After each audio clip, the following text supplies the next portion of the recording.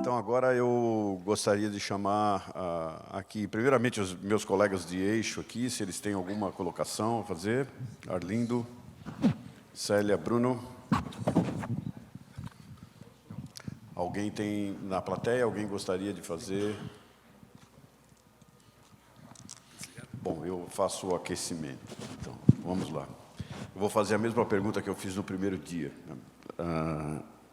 Eu gostaria de pedir agora para que cada um de vocês, especificamente, falasse um pouquinho sobre como é que vocês veem, para muitas pessoas é óbvio isso, mas eu gostaria de ter o ponto de vista de vocês, de como vocês enxergam a interação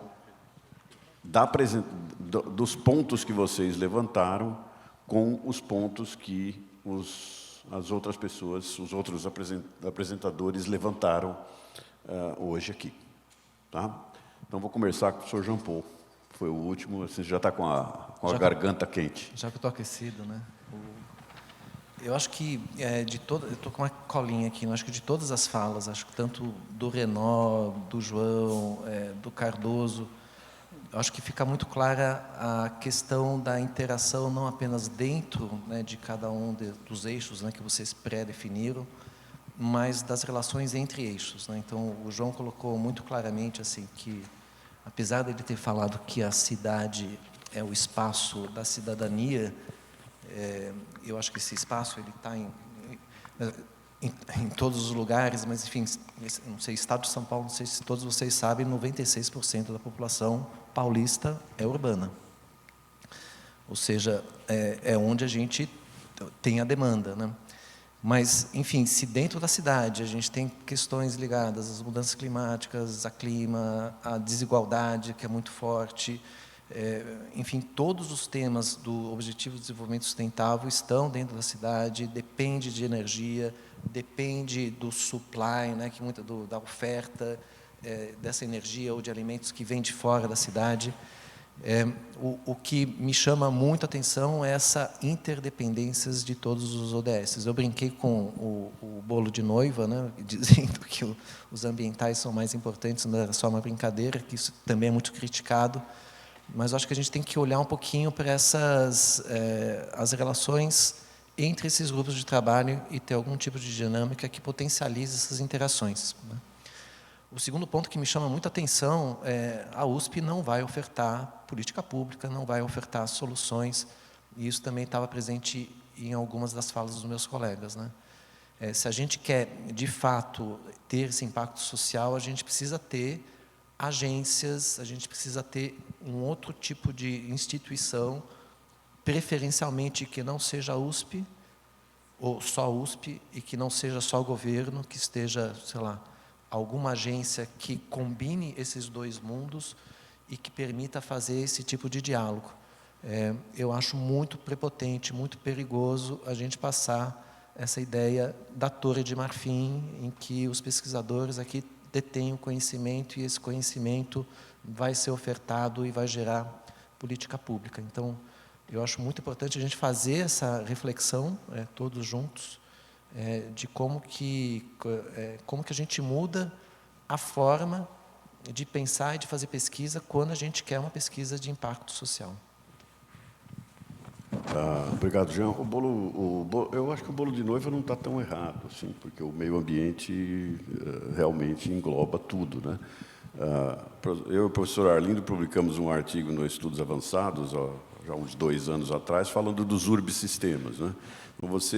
Realmente, você pode ter 96% das pessoas vivendo em cidade, mas a comida é produzida no campo, né? E a floresta está em outro lugar, né? Tem na cidade também, mas está em outro lugar. O mar está lá no outro lugar. Então, na realidade, esse complexo, que quem que foi que colocou a visão sistêmica, foi o João, né, que colocou bastante profundamente a visão sistêmica.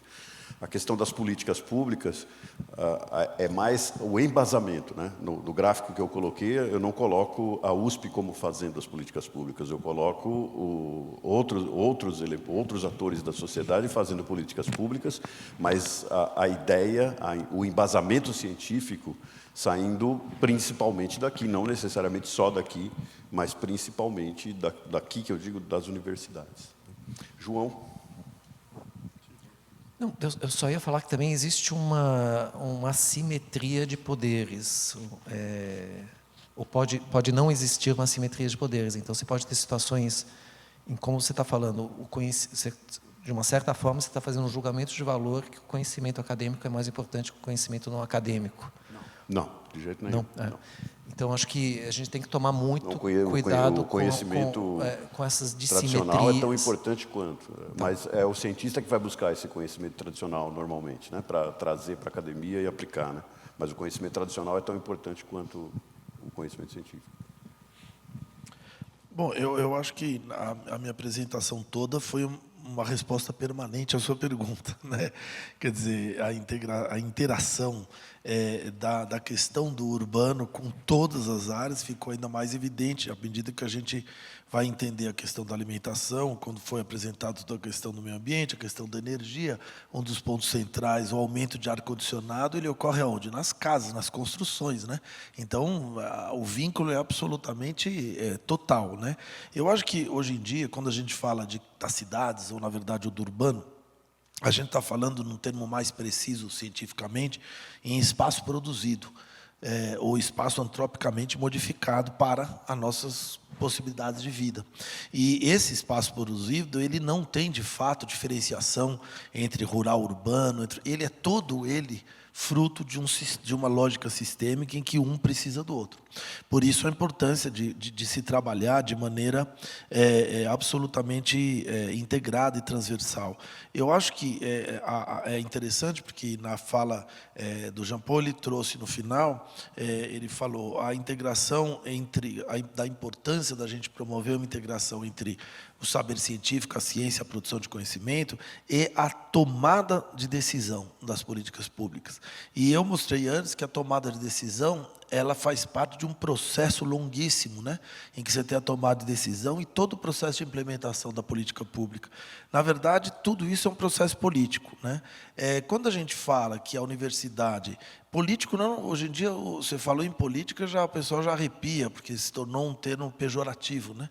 Mas ele, na verdade, ele talvez seja o mais central de todos, à medida em que nesse meio ambiente, que nessas cidades, que nesse planeta, nós estamos lá fazendo interações sociais e que se relacionam a disputas de poder e a disputas da nossa organização social. Então, quando a gente fala e usa o termo de coprodução, que implica numa horizontalidade da produção do conhecimento e da sua aplicação junto com a sociedade, tentando trabalhar de maneira horizontal, num ir e vir, em que você leva informação, traz informação, no sentido de uma produção corresponsável das políticas públicas, a gente está falando numa postura política, nesse sentido que eu falei, positivo, né? E eu acho que é por aí que todas essas questões, na verdade, se imbricam, respondendo à sua pergunta. Enquanto o Cícero vai se preparando para fazer um comentário depois, que é o nosso coordenador da Corrosão da Democracia, a frase, como é que foi ontem, Cícero? A frase de que tudo é cidadania, né? Que, na realidade, tudo acaba em cidadania, porque a gente vê que as cidades, e eu acredito... E a cidadania é exercida no espaço construído.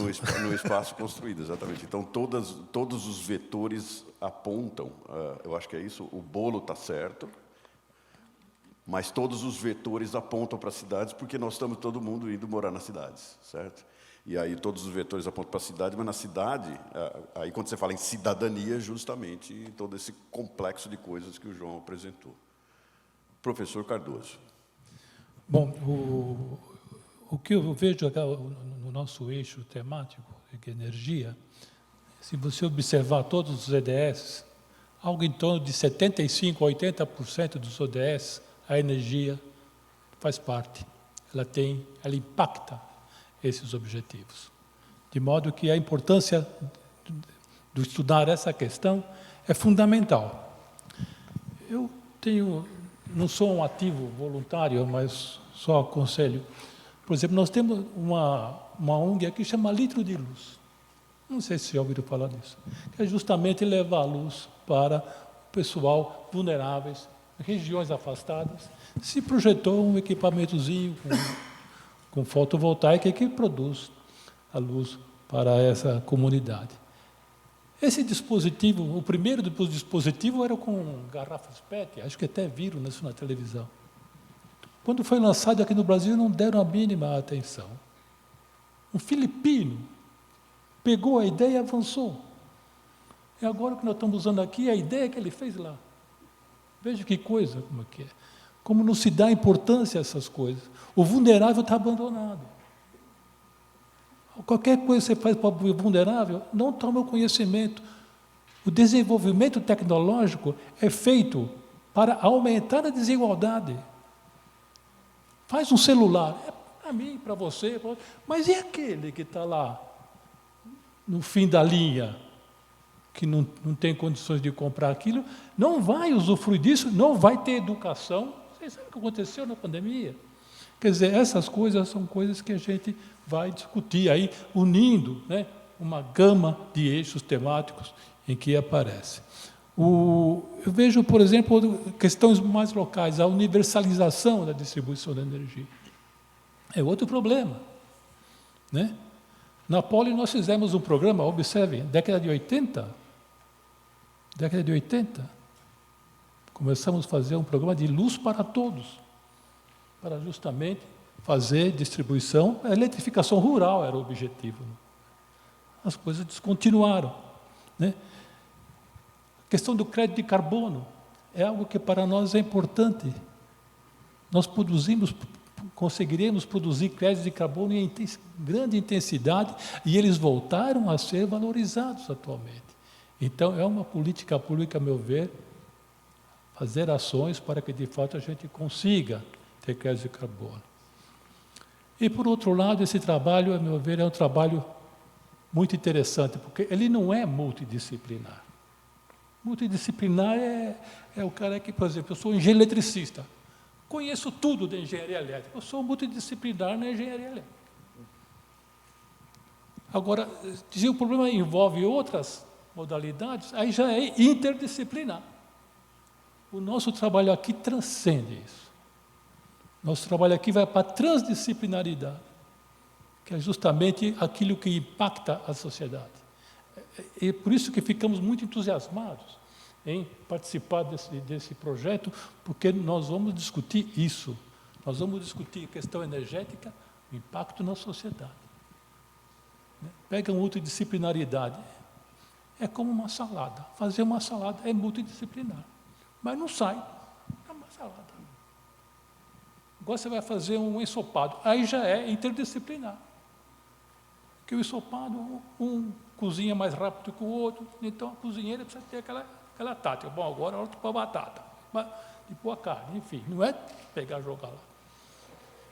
Agora, o transdisciplinar já é um bolo de noiva, porque tem uma festa, está associado a um encontro, a um momento importante da sociedade. É isso que nós temos que pensar, né, no nosso caso. E uma política pública, eu vejo, tem que ser formulada através de uma visão sistêmica. Alguma coisa vista de cima, como um drone. Você vai lá, está vendo as coisas. O que acontece aqui, se eu mexer aqui, qual é o impacto que tem lá? Se nós não juntar esse grupo, né, no sentido do que a gente faz, eles tentar observar qual é o impacto que dá na área dele, fica inócuo. Né? De fato, nós temos que pensar exatamente numa visão sistêmica, não pegar para fazer como fazem os políticos, me desculpem, eles têm uma visão regional, que é a região que dá voto dele. Né? Cidades é um caso típico.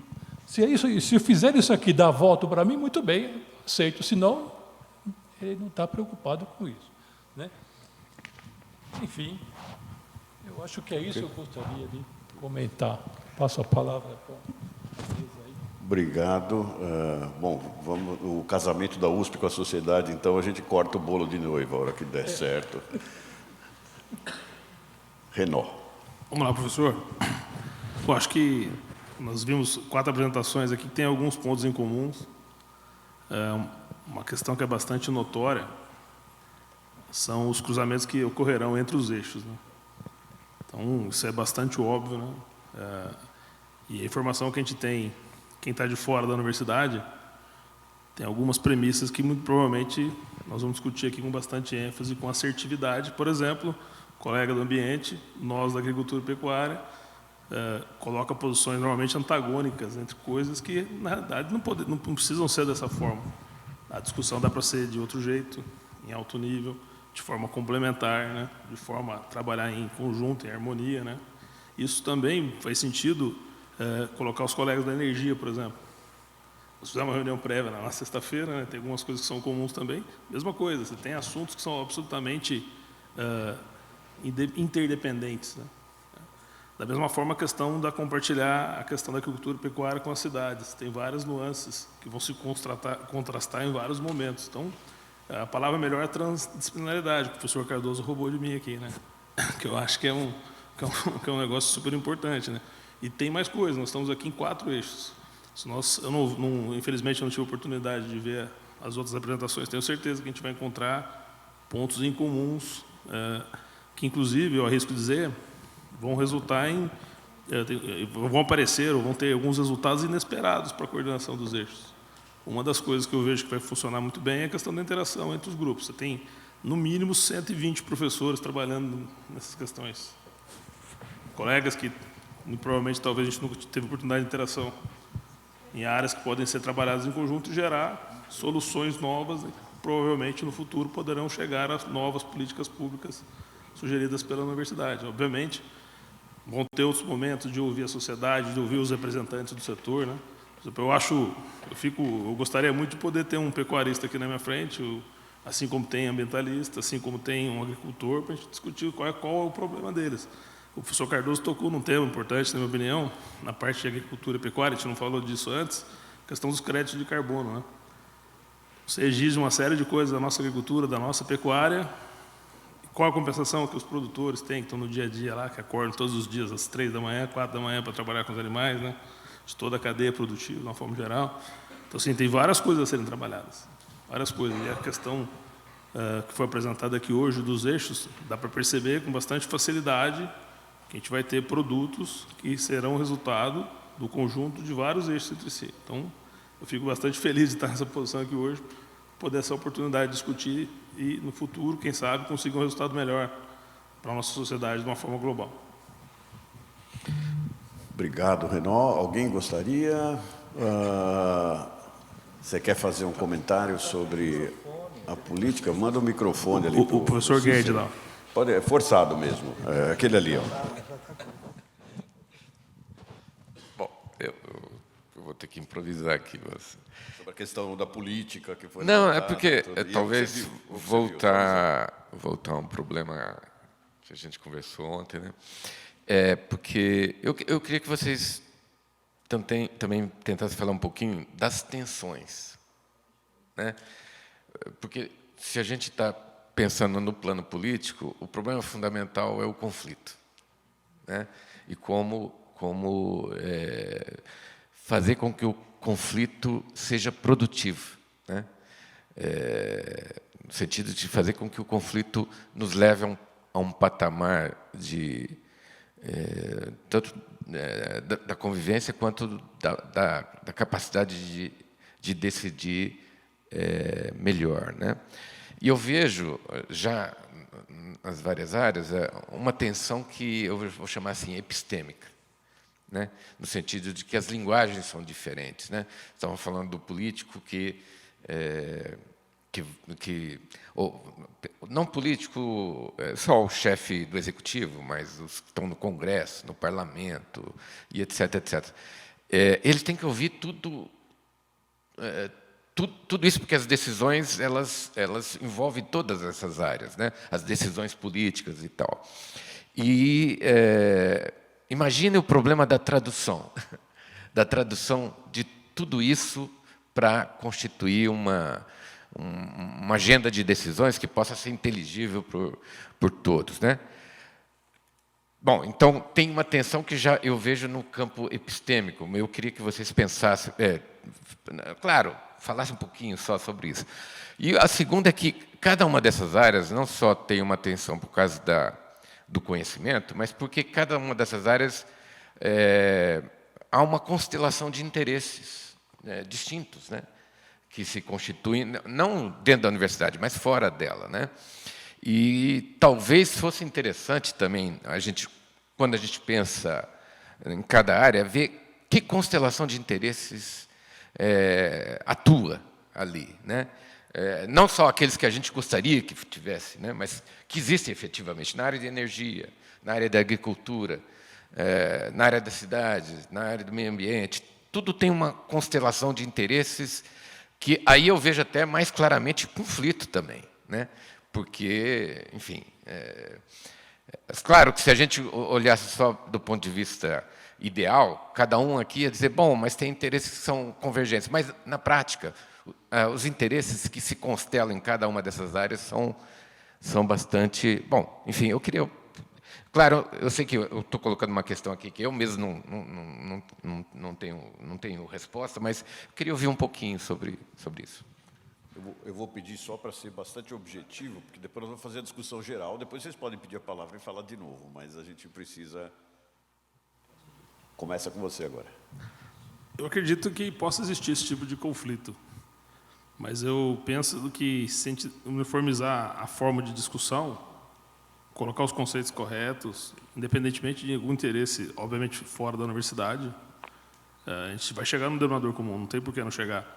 No nosso eixo da agricultura e pecuária, eu sou uma pessoa da produção pura, eu faço isso há 34 anos. Você tem o professor Gerd, trabalha na área ambiental, tem outra forma de visão das coisas, e dentro do nosso grupo tem várias pessoas com visões completamente distintas, que traz uma diversidade que é exatamente para ir em direção a esse tipo de conflito, desses potenciais conflitos, e trazer isso para uma resolução de uma forma objetiva, de uma forma técnica, de uma forma científica, né? Isso antes de chegar nas políticas públicas, né? Então, a questão, para nós, tá relacionada às priorizações de ações, na minha forma de entender, do que, obviamente, do que tem que ser feito. Claro que, em algum momento, vai ter conflito, mas isso aí se resolve dada a pluralidade de pessoas, de formas de pensar que nós temos dentro de cada eixo. Pelo menos é assim o que eu imagino dentro da agricultura e da pecuária. A questão de conflitos, eu entendo, e a gestão deles é a grande dificuldade. Só citar um exemplo, né? A gente está todo mundo, vejo muitos colegas meus pensando, vou comprar um carro elétrico, vou contribuir para mudanças climáticas. Certo? Quando se ele comprasse o etanol, ele contribui mais ainda. Se ele usar o carro dele a etanol, ele contribuirá melhor para mudanças climáticas se ele comprar um carro elétrico. Porque justamente todo o ciclo de vida desse carro elétrico, nós não podemos, nós não garantimos, e não é possível fazer isso, que é mais racional do que fazer um carro etanol. Quer dizer, são coisas desse tipo que nós temos que discutir. O caso da energia nuclear, por exemplo. Ela não tem uma boa imagem junto à sociedade. Não tem uma imagem. Mas ela é uma energia que tem resíduo. Mas que o resíduo ele é guardado numa área correspondente a um campo de futebol, do consumo de resíduo todo de usina. Num campo de futebol, você guarda todo o resíduo. O pessoal pensa que o resíduo nuclear vai ser jogado no espaço, aí vai ficar todo mundo com câncer, né? Então, nós não temos uma forma de gerir a informação que é passada para o público. Passa-se que o caso de nuclear é um crime, e não é. Tanto é que agora foi aí reconhecido. Então, essas coisas que são oriundas de preconceitos são difíceis, de fato, de serem entendidas pela comunidade, né? E a questão do carbono, de crédito de carbono, é fundamental para isso. Porque é preciso que o cara tenha vantagem em pegar e falar, pô, vou mudar meu processo de produção para economizar carbono que eu vou ganhar dinheiro.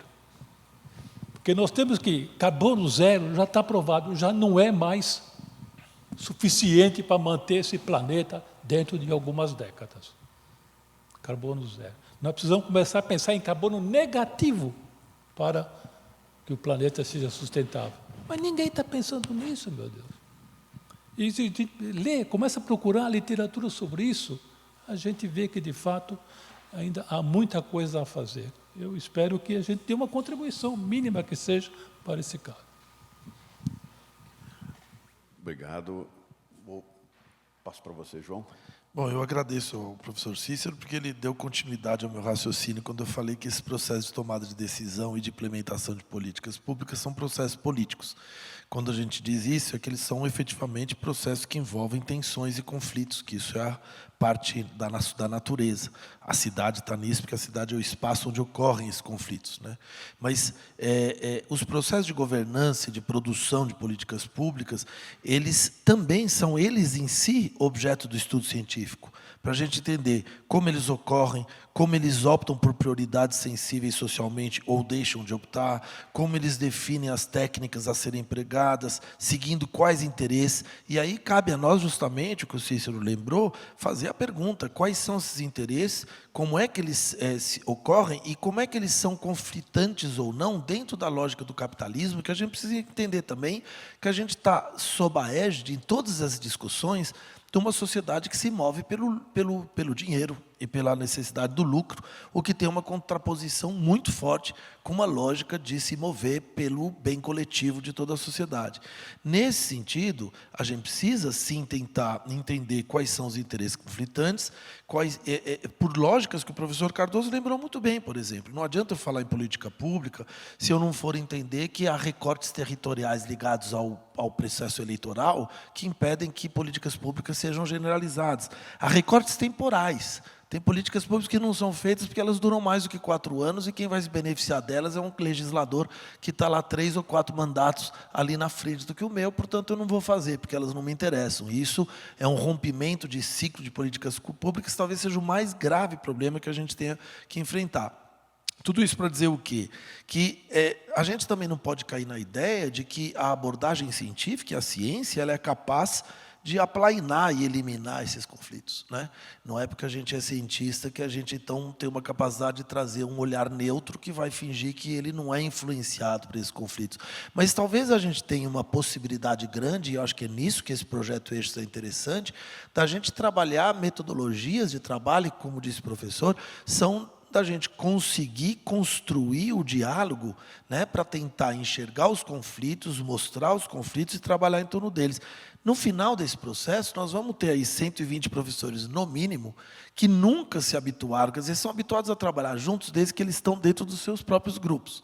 Mas dentro da USP nós temos centenas, milhares de grupos com gente pensando que não estão habituados a pensar juntos. Na verdade, pensam muitas vezes mesmos assuntos por abordagem completamente diferentes. Eu acho que nós temos uma ocasião muito grande no final desse processo todo da gente sentar junto para ver o que todos esses eixos produziram e entender como é que a gente traz os nossos procedimentos dentro de uma lógica de produção de conhecimento, uma lógica de que é não esconder ou achar que a ciência elimina ou aplana os conflitos, mas entender que ela é capaz justamente de torná-los, vamos dizer, de positivar essas tensões no sentido de entender e enxergar ou buscar as soluções justamente por uma compreensão coletiva desses conflitos. Obrigado, João. Ontem você não estava, né? Você viu o menino do ritmo, no final.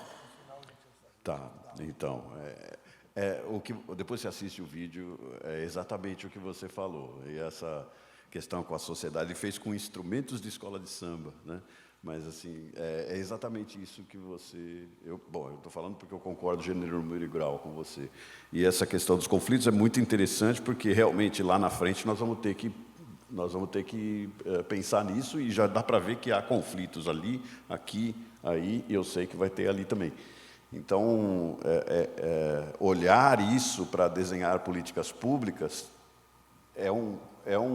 a ciência não elimina os conflitos, mas ela pode funcionar como um equalizador, né, que coloca esses conflitos dentro de um nível mais controlável pela sociedade como um todo.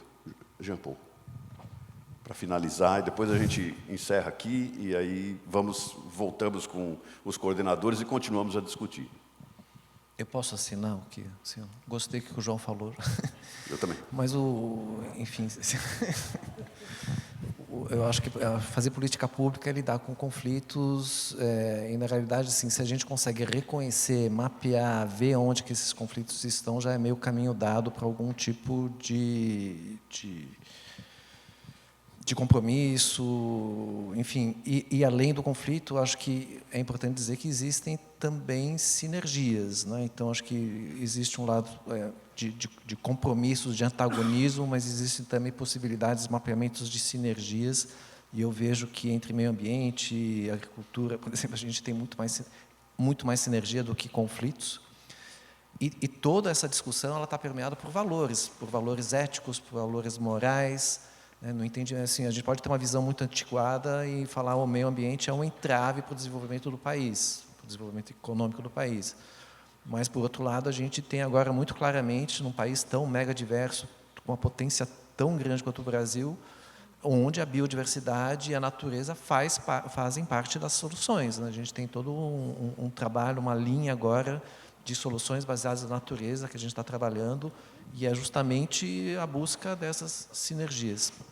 Mas eu acho que lidar com esses conflitos é também lidar com embates de valores éticos e morais distintos.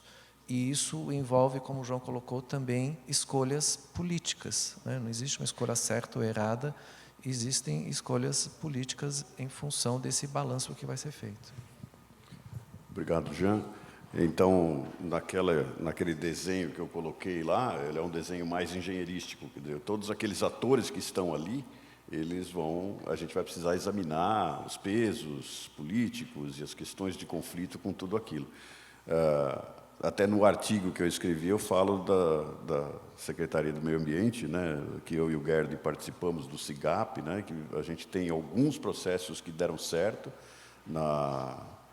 no processo de concessão, e não privatização, né, concessão de certas áreas, né, Serra do Mar deu certo, a Cantareira deu certo, mas o PETAR, por exemplo, eu estava falando para o João, o PETAR não deu certo porque escapou alguma coisa justamente na questão dos conflitos. Então, o método não funciona se a gente não ajustar isso. Então, agora, eu vou terminar aqui, mas não precisem se levantar ainda, só eu gostaria de fazer um agradecimento final a pessoas super importantes que estão trabalhando aqui em silêncio e que estão fazendo o relatório disso. Nós temos duplas para cada dia, né? Hoje a gente tem a Laura Valente Macedo. Laura está aqui? Ela foi? Não, o Oswald está aqui. Que são relatores, eles vão produzir um documento que é da cabeça deles, eles são pesquisadores também. Esse documento vem para vocês 4 depois, e vocês podem olhar e fazer os inputs que vocês acharem interessantes, né? Colocar, ok? E aí, com a anuência de vocês, a gente depois publica isso. Nós vamos primeiro fazer uma reunião com eles, etc., instruir para que vocês tenham um esqueleto para poder trabalhar. Então, hoje é a Laura, a Renata, já vou falar dela, mas a Renata vai para o fim.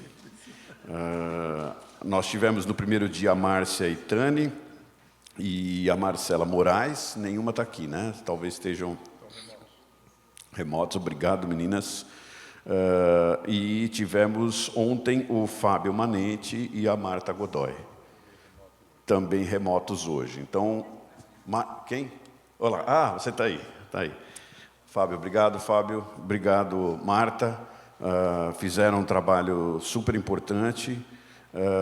Eu gostaria de agradecer também, ainda vai continuar com a gente, a linguagem de sinais, o Libras, que é um trabalho pesadíssimo, a gente vê que eles se revezam o tempo inteiro, é um trabalho muito difícil de fazer, um trabalho muito especial, e a gente agradece vocês. Você está se comunicando aí, avisando eles, né? Obrigado a vocês por isso. Eu queria agradecer muitíssimo a Renata continua trabalhando ali, vai continuar, né? Prometeu para a gente que os originais são nossos, mas ela vai dar ela vai dar ainda uma colada, uma arrumada, então nós vamos ter bastante material importante aqui. Então, eu queria agradecer as visões críticas que vocês trazem, que é o que faz com que as coisas progridam. Muito obrigado muito obrigado pelo trabalho de vocês. Eu falo em nome dos meus colegas, né? Obrigado pelo trabalho de vocês, de terem trazido a apresentação, de estarem coordenando os grupos, estendo aqui ao Gerd, ao Cícero, a todos os outros que estão aqui, que também coordenam grupos, né? Suani, a Ana nos deu, é que eu estou vendo as duas, a Vânia Pivello, desculpe, meu cérebro virou Covid aqui. Nós temos a Rosana aqui, do grupo de educação, quem mais? A Beth, não, a Beth e a Heloísa, a gente já está agradecendo todos os dias. Beth está nos bastidores, ou não está aqui? A Beth está lá, levanta o braço. É a nossa força-tarefa lá que ajudou a montar várias coisas. E a Elo, que vocês já conhecem, que é a grande vilã do tempo, né? Amiga do Caetano Veloso. Então, agora eu gostaria de trocar aqui a mesa. Agradeço vocês, então peço por gentileza e gostaria de chamar o professor Arlindo Felipe, professora Célia. Bom, pessoal, nós chegamos não chegamos ao fim do evento, porque nós vamos ter a manifestação cultural.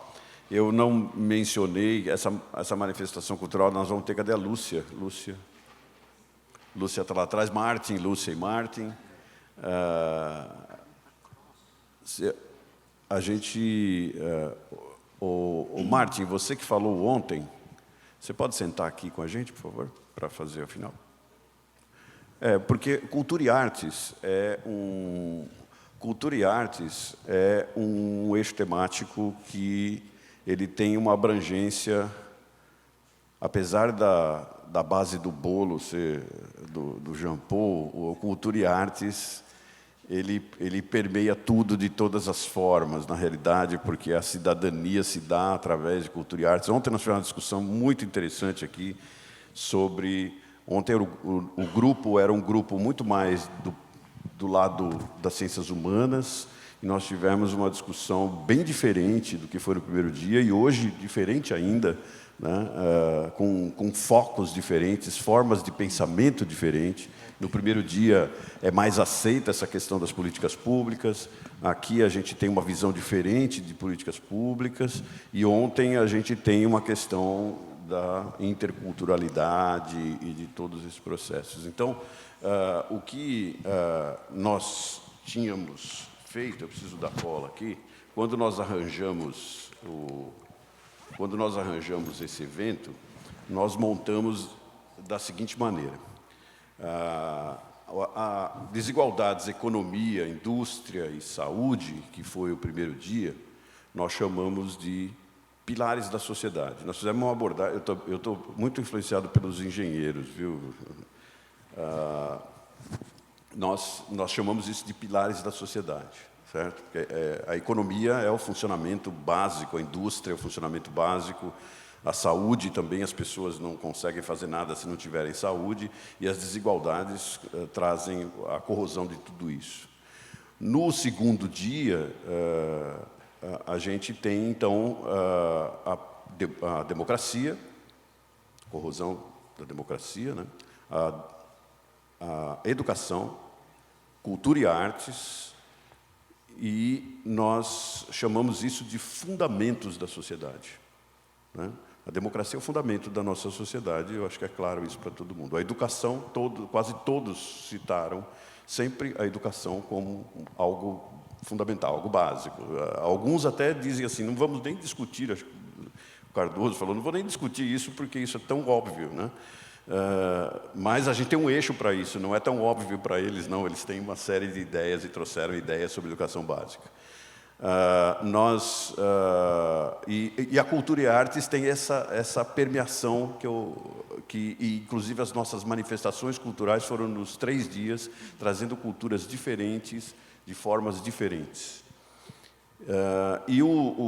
Hoje, né, a gente chamou de elementos essenciais da sociedade, que é o agronegócio, agricultura e pecuária, né? As cidades, que é onde todos vivemos, onde todos estamos, e a energia que oscila entre os fundamentos da sociedade e os elementos essenciais, mas é um elemento absolutamente essencial, e o meio ambiente também, pela mesma razão. O meio ambiente está na biosfera, né? Exatamente, é a base do bolo. Então, esse foi o arranjo que a gente trouxe, e eu acho que a gente acertou um pouco, talvez nem tanto, mas a gente acertou um pouco nesses agrupamentos que podem se tornar agrupamentos no futuro, que vão pensar num segundo plano, né, de interação, e depois a gente pode misturar tudo num terceiro plano, onde a gente vai ter cada vez mais interdisciplinaridade.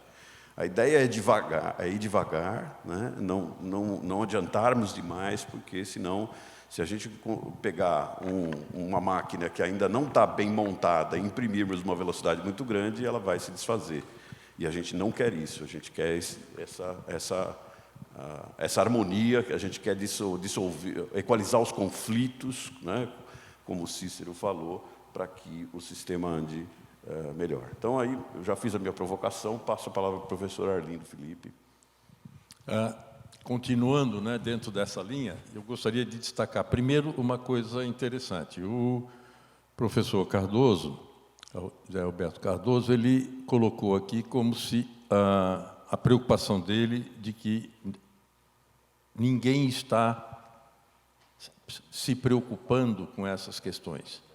E aí eu acho que vale a pena dizer que, na hora que nós já temos todo esse conjunto aqui, e nós estamos demonstrando apenas uma ínfima parcela dentro da Universidade de São Paulo, que já está se preocupando com isso há já bastante tempo e seguramente vem construindo conhecimentos, estruturas, processos que estão atingindo o patamar de modificação desse Estado. Eu vou dar apenas um exemplo na reunião de hoje de manhã, da assinatura do acordo entre a reitoria da Universidade de São Paulo, né, pelo reitor, pelo professor Carlotti, com as várias empresas, né, capitaneadas pela Shell, que está implementando aqui, né, neste campus, a produção de etanol, de hidrogênio a partir do etanol, que tem a participação, inclusive, do Marcos, né, que é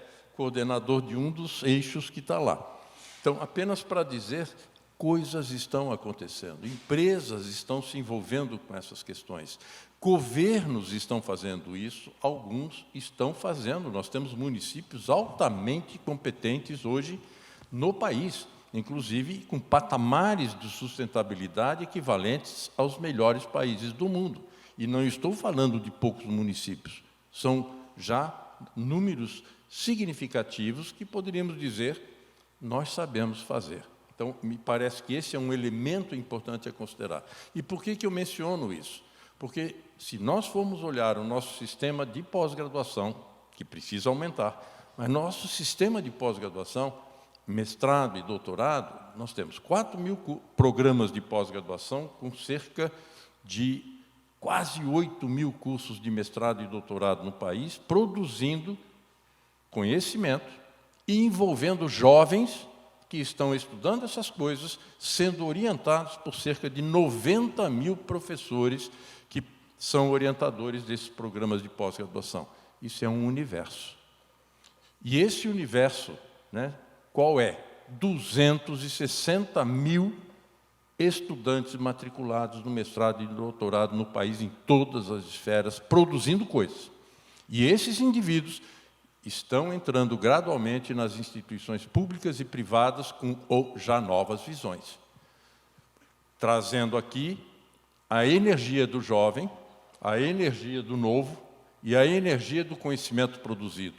E isso está gradualmente ocupando nisso. Portanto, se nós olharmos para esse conjunto de coisas, o que nesse momento se trabalha com esses eixos é justamente caracterizar que nós temos que agora modificar um pouco a forma de nós produzirmos o conhecimento, que eu não lembro agora se foi o Jean Mestre que colocou, de que às vezes a gente fica só nas nossas estruturazinhas trabalhando, né? Com nossos pequenos grupos. Então, o que se pretende caracterizar e desenvolver com esses eixos que, dentro da tua fala, você deixou isso claro? O que se pretende é justamente motivar as pessoas a interagir com as várias áreas do conhecimento, mostrando que, de fato, nós não temos como equacionar e solucionar problemas complexos da sociedade que nós temos sem que nós busquemos a interação maior entre todas as esferas. Ou seja, a democracia será ameaçada se houver desigualdade grande, se a fome se apresentar, se não houver segurança alimentar, se a energia começar a não ser entregue devidamente, se a gestão das cidades não souber utilizar adequadamente os recursos financeiros que estão colocados nos orçamentos, e se não souber utilizar a força de trabalho que existem nessas nossas instituições. E acredito eu que todos nós temos clara conexão com, às vezes, as insatisfações dos profissionais que atuam em setores públicos, principalmente, quando eles reclamam daquilo que o João até mencionou, que é um dos grandes problemas da nossa sociedade, que é a interrupção de tudo aquilo que foi feito, se muda a pessoa. E não é nem mudar de partido, né, ou de ideologia, muda apenas a pessoa. E aí para-se tudo.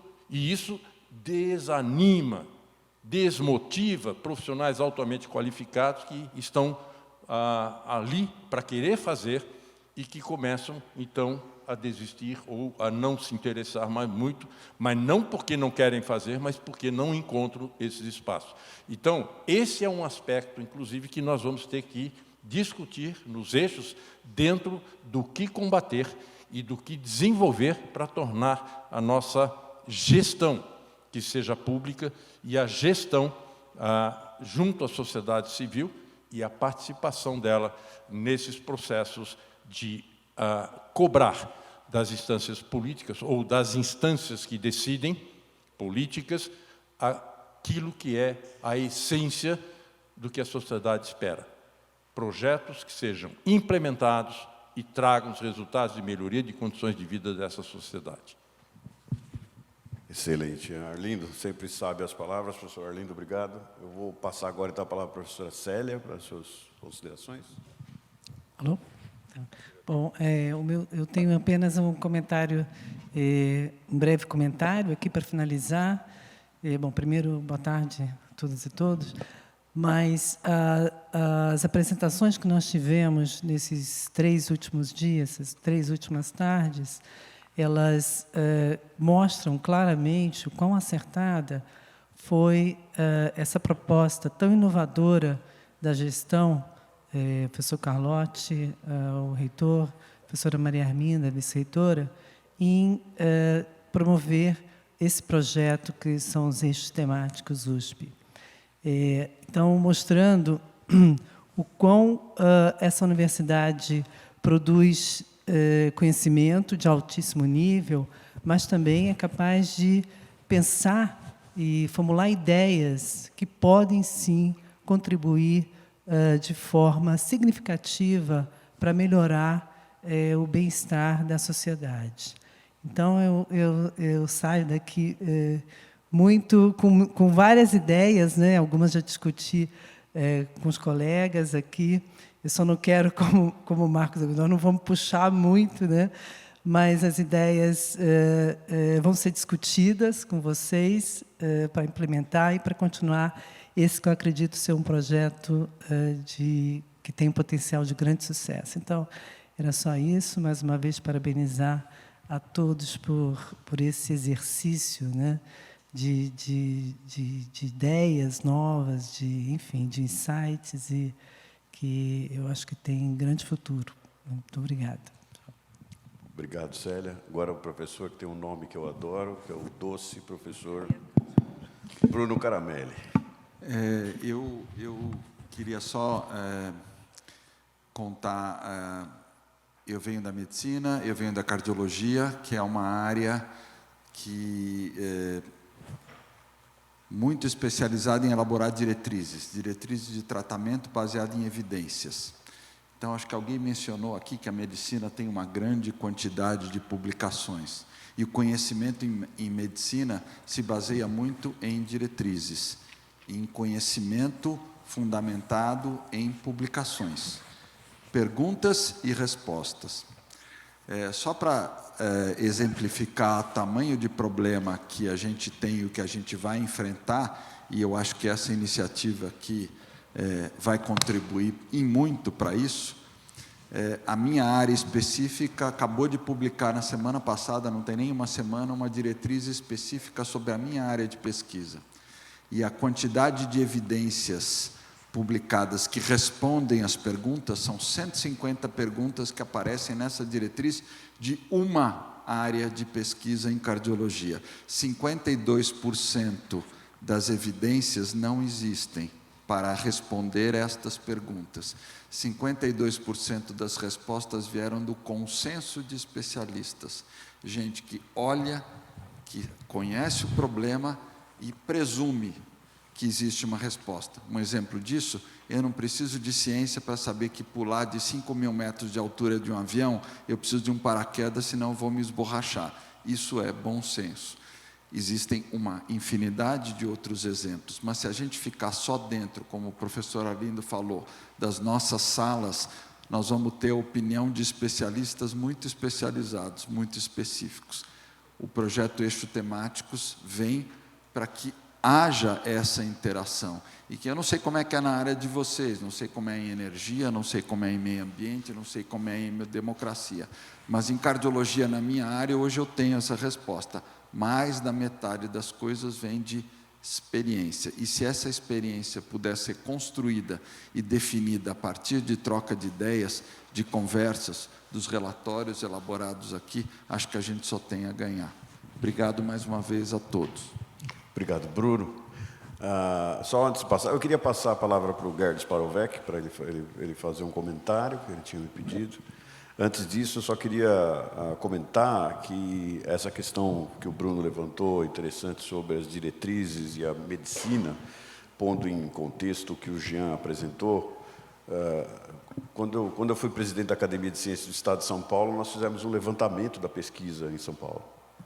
E a área de saúde é, de longe, mas de longe, a área onde tem o maior número de pesquisadores trabalhando. Então, é natural que você tenha mais publicações. Precisaria fazer aquela análise dividindo pelo número de pesquisadores do Estado, que já está ultrapassada, porque é a primeira década do século do século XXI, mas seria interessante olhar depois aquela questão. E essa questão de diretrizes, eu acho que levantou uma bola extremamente interessante para a gente usar nos eixos temáticos. Gerd. Obrigado. Na verdade, não é um comentário, é uma pergunta, né? Mas acho que é uma pergunta endereçada à coordenação, né, do programa de eixos temáticos. Então, a gente tem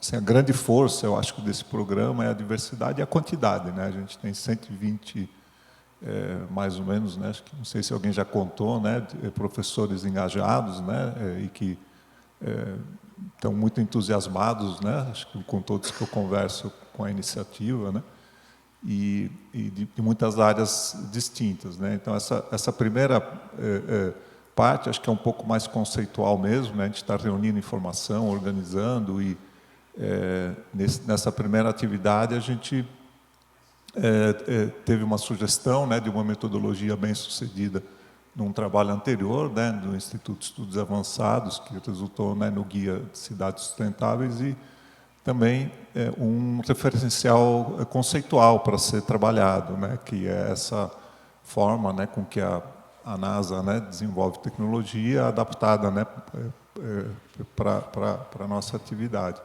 Mas se a gente quiser ter resultados, né, aplicados, né, incidência real em políticas públicas, em algum momento a gente vai ter que ir para a prática, né? E essa prática ocorre, né, da interação entre um gestor público, né, entre o pesquisador, a sociedade civil e outros stakeholders envolvidos, né? Então, para isso a gente também vai precisar ter uma metodologia, né? E a gente também vai precisar ter um referencial conceitual sobre o qual construir essa interação prática, né? Então, a minha pergunta é de onde vai vir isso, né? Qual que é a sugestão ou a ideia, né, da coordenação do programa, né, de construção desse referencial conceitual sobre o qual a gente vai fazer essa interação prática, né, e qual que é a metodologia que vai ser utilizada para a gente interagir tanto com gestores públicos como com outros envolvidos, porque sem a gente ir para a prática, a gente não vai ter resultado, né? Então, essa pergunta, Guedes, é muito tranquila. É esse grupo que vai encontrar os caminhos que levarão essa interação. Porém, existe um destinatário, um conjunto de destinatários já construído claramente, que é as proposições que saírem do programa serão, então, levadas pela reitoria, além de cada um dos líderes, a quem puder ser levado. Por exemplo, Pirassununga, das discussões havidas lá, que se interessa em levar a relação de atuar junto com os municípios da região, justamente resultados que saírem daqui, além daqueles que você já tem. Mesma coisa se você for olhar, a Exalc já faz isso com regularidade, mas ainda no campo mais específico. Então, quais são esses grandes destinatários? A Assembleia Legislativa do Estado de São Paulo, levar a presidência da Assembleia, levar as bancadas políticas dos deputados estaduais, levar as bancadas políticas da Câmara dos Deputados, aos senadores, a presidência do Congresso Nacional e assim sucessivamente. Além disso, o Poder Legislativo, que é quem modifica as coisas, que é quem constrói a legislação, quem estabelece os orçamentos. Então, são influências e que poderão ser ditas. Aqui você quer fazer? As nossas universidades têm condições de dar toda a assessoria em conjunto com vocês, e de tal forma fazer com que isso possa ser implementado. Levar isso no Poder Executivo, ao governador do Estado, levar isso a prefeituras, à Frente Nacional de Prefeitos, ou seja, é uma atuação que nós, de uma certa forma, não temos feito, digamos, regularmente. Provavelmente esse será um caminho que nós teremos que fazer de forma regular, de tal forma a atingir esses patamares que são os patamares decisórios. E, finalmente, a própria sociedade civil, com esses resultados, sendo trabalhado com essas comunidades para apresentar esses resultados a essas comunidades. E posso citar algumas delas. Levar isso, por exemplo, à Federação das Indústrias, à Federação do Comércio, à Federação de Serviços, as áreas que trabalham com turismo, as áreas que trabalham com vários segmentos da própria sociedade, as organizações não governamentais que temos acesso a isso na hora que a gente quiser fazer, normalmente são instituições que abrem esses espaços para nós. Então, não sei se... quer dizer, nós vamos construir isso junto, né, Guedes? Isso é importante. E, ao mesmo tempo, estabelecer as estratégicas e as táticas a serem adotadas para que esses conhecimentos colocados pela comunidade possam, de fato, ser disponibilizados enquanto serviços para a sociedade. A essência do programa, Gerd, ela é baseada em democracia. Democracia, pelo que eu conheço, não é como Cícero, é Norberto Bobbio. É uma questão simples, é consenso e dissenso, né? Então, a ideia é que, para que isso que o Arlindo comentou agora possa acontecer, a gente consiga que o grupo atinja um nível de consenso e dissenso. E a democracia é isso, quer dizer, você concede uma parte e, se você não quiser, você sai, etc. Mas a gente tem que fazer um grupo que aceite caminhar de uma determinada forma. Agora, pessoas como você, por exemplo, que tem uma larga experiência nesse tipo de metodologia, e outros que nós temos do grupo com experiências diferentes, pessoas que atuaram, como é o caso do João, que atuaram diretamente em secretaria e tal, a gente tem que ouvir tudo isso, e a gente tem que tirar disso a apresentação que eu faço ali é meramente para uma coisa para iniciar a discussão. Não quer dizer que aquilo vá funcionar, mas será que aquilo poderia ser um esqueleto para fazer funcionar? São perguntas que nós, cientistas, vamos fazendo. Alguém gostaria de... Não, ele vai terminar, só quero perguntar se Bruno ou Célia... Não? Então, bom... agradecendo a todos aqueles que eu deixei de agradecer, que eu não sei quem são, porque eu acredito que eu tenho agradecido todo mundo. Eu queria agradecer muito ao Martin. Eu pedi para o Martin falar, eu sempre faço isso, ele fica bravo comigo, né, dele fazer de surpresa, mas é porque o Martin faz muito bem de surpresa. Martin, você esteve aqui os 3 dias. Por isso, e você tem uma visão, que eu sei que você tem uma visão telescópica e periscópica e multivisão. Então, o que eu pediria para você é que você fizesse uma visão aí do que você viu e do que você achou do que você viu do ponto de vista da cultura. Não, eu vou ser muito breve, porque, no fundo, são várias responsabilidades, né? Entre elas, essa programação de manifestação cultural, né? Que é um certo experimento. E a ILEC já está aqui, vai entrar no palco daqui a pouco, a Lúcia vai fazer a apresentação. Mas, quando o Marcos fala da questão cultural, em grande parte, quando eu fui diretor do Instituto de Estudos Avançados, né, e mesmo antes, com a criação do USP Online, no USP Online já começou essa ideia que a USP tinha que ser vista, talvez, um modo de entender essa grandiosidade da USP, essa complexidade da USP, era fazer uma análise cultural da universidade. E no IA isso ficou mais claro, né? Com essa ideia mesmo que até o Mário Pedrosa falava que nós éramos, que a comunidade universitária é muito homogênea. E, quando a gente analisa, a gente vê que não é. Então, assim, a estrutura de conhecimento numa universidade com essa dimensão, com essa história, com essa genealogia, que eu acho que a gente precisa pensar, né, sempre, lembrar sempre como ela foi criada, em que circunstância, principalmente nos tempos atuais, né,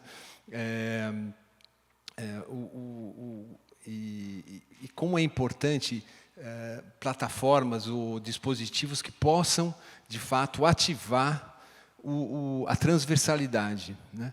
E trabalhar movimentar essa interdisciplinaridade para que ela produza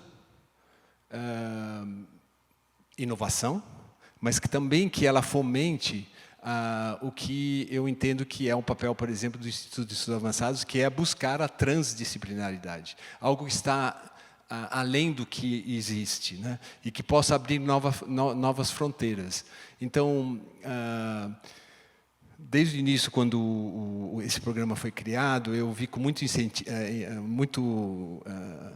com muitos bons olhos e, certamente, uma coisa que é ver que esse espírito do IA ele transcende e está na governança da USP, né? Então, de ver essa universidade, sim, entender, respeitar as disciplinaridades, as especificidades de cada unidade, né? Mas fomentar um grande desafio, que é trabalharmos juntos, né? Escutarmos uns aos outros, entendermos as lógicas distintas de cada perspectiva que perfaz uma universidade, mas ter esse espírito, eu diria ainda utópico, né? De pensar novas estruturas, inclusive para a democracia, né? Então, assim, a democracia está numa crise, como muito, né, bem colocado ontem, de certa maneira, porque eu entendo que ela está num período de uma certa exaustão das suas estruturas que precisam ser renovadas e atualizadas, talvez, né?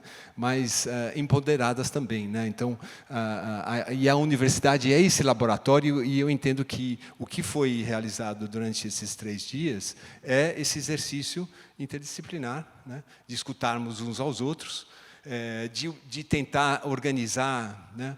Uma certa, eu não diria que é uma lógica, mas o próprio sentido de uma curadoria, de uma organização, de colocar, né, mesas distintas desses 3 dias, composições, para visar algo que a gente sabe que está dando muito trabalho. Então, esses distintos eixos demonstraram que estão trabalhando muito e que dá muito trabalho fazer isso, né? Mas são eixos que têm são coletivos. Eu acho que isso também é uma característica desse programa, que é o pós-moderno, o pós-modernista, eu diria, né? A USP é uma universidade modernista, de origem, e em grande parte ainda opera de forma modernista. Mas eu vejo que essa gestão e essa governança está preocupada em trabalhar com ferramentas, com experiências, né? Eu acho que o Bruno falou muito bem essa questão da experiência fundamental, né? Que é do coletivo. Então, com isso, eu queria pedir para que a Lúcia apresentasse e introduzisse a vocês a ILC, né? Lembrando que nós tivemos duas manifestações culturais nos dias anteriores, com uma artista visual, Regina Silveira, com um músico, né, que é o Rafael I. Castro, da Unesp, e agora a ILC, que a Lúcia vai apresentar.